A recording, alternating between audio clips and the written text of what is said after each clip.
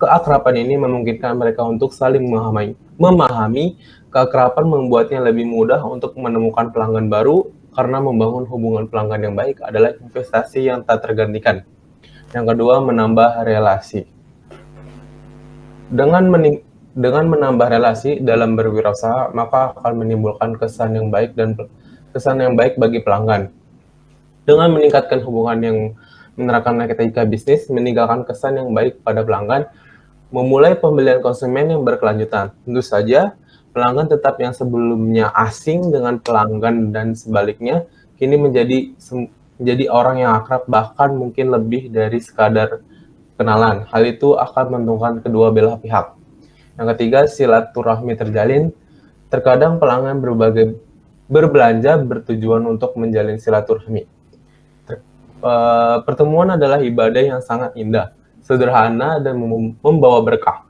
Muslim tidak boleh mengabaikan atau melupakan hal ini. Oleh karena itu, seseorang harus meluangkan waktu untuk melakukan amal soleh ini. Lanjut. Hal-hal yang mengajarkan pentingnya etika dalam berwirausaha. Yang pertama, minat. Minat merupakan rasa lebih suka pada suatu hal atau aktivitas tanpa ada perintah dari siapapun.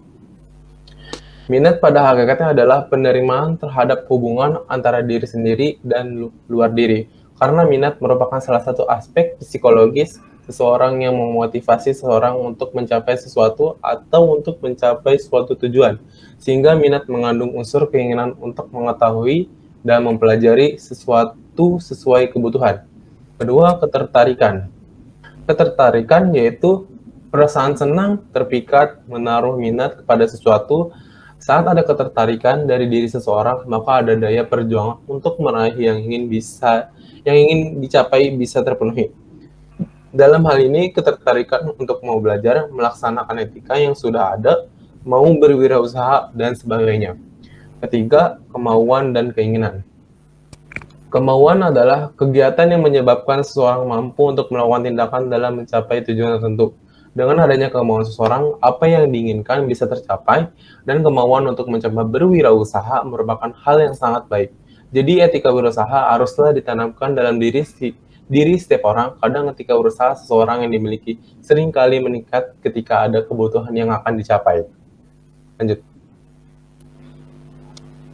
Selanjutnya, materi selanjutnya akan dibacakan oleh Bagus Sulistyo. Terima kasih Sadat. Baik, yang kedua, materi yang kedua itu unsur pokok etika wirausaha. Lanjut. Pertama, kebebasan memberi orang pilihan untuk bertindak. Hal ini sangat penting mengingat bahwa kode moral bersifat otonom. Jadi, selalu ada alternatif untuk bertindak dan bertindak berdasarkan nilai-nilai yang diyakini orang. Kebebasan manusia terbagi menjadi dua kelompok, yaitu kebebasan sosial dan kebebasan eksistensial. Nah, yang pertama, kebebasan sosial adalah kebebasan yang diterima dari orang lain, yang berarti bersifat heteronom.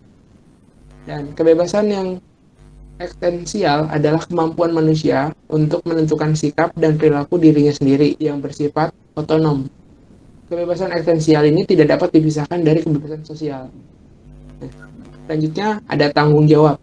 Tanggung jawab dapat diartikan sebagai kemampuan dasar untuk melakukan apa yang dibebankan kepada.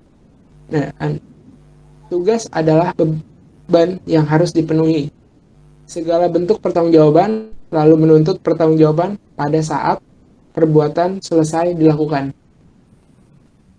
Tanggung jawab ini adalah tindakan penyataan yang dapat dibenarkan secara moral dan hukum. Itu namanya akuntabilitas. Tentu saja, konsep beban didefinisikan secara luas di sini dan tidak harus memiliki konotasi yang menyinggung. Pertimbangan moral hanya mungkin bagi mereka yang bisa dan mau bertanggung jawab. Dan selanjutnya, yang terakhir ada hati nurani. Suara hati sering disebut hati nurani. Kata Sinteles lebih tepatnya didefinisikan sebagai hati nurani. Pengetahuan intuitif tentang prinsip-prinsip moral, menurut Thomas Aquinas, hati nurani datang langsung dari Tuhan dan karena itu tidak bisa salah. Hati nurani ada ketika orang dihadapkan pada suatu konkret yang mengharuskan mereka untuk memilih sikap moral tertentu. Selanjutnya akan dilanjutkan oleh Nanda. Terima kasih kepada Logo Sulistyo. Sekarang saya akan membawakan materi prinsip etika wirausaha. Pengertian prinsip kewirausahaan. Prinsip merupakan fondasi dan kekuatan fundamental dari seorang individu atau suatu lembaga, sehingga dalam praktiknya segala sesuatu membutuhkannya. Prinsip ini digunakan sebagai batu loncatan untuk mencapai tujuan Anda. Prinsip-prinsip etika wirausaha biasanya mengacu pada sistem nilai masyarakat masing-masing. Misalnya, nilai-nilai yang dianut masyarakat Indonesia mempengaruhi prinsip-prinsip etika wirausaha yang juga berlaku di Indonesia. Mereka yang ingin menjadi pengusaha harus mempelajari dan memahami prinsip-prinsip kewirausahaan agar tidak mengarah pada kegagalan dan konflik. Prinsip adalah kebenaran yang mendasari pikiran dan tindakan kita. Prinsip adalah pernyataan dasar atau kebenaran umum atau individu yang digunakan individu atau kelompok untuk memandu pikiran atau tindakan mereka. Lanjut. Prinsip-prinsip kewirausahaan yang dinyatakan oleh Didik D. Mahyudin. Yang pertama ada harus optimis. Yang kedua ada ambisius. Yang ketiga dapat membaca peluang pasar. Yang keempat sabar. Yang kelima jangan putus asa. Yang keenam jangan takut gagal. Prinsip-prinsip kewirausahaan yang dinyatakan oleh Didik Hafidlul Ulum.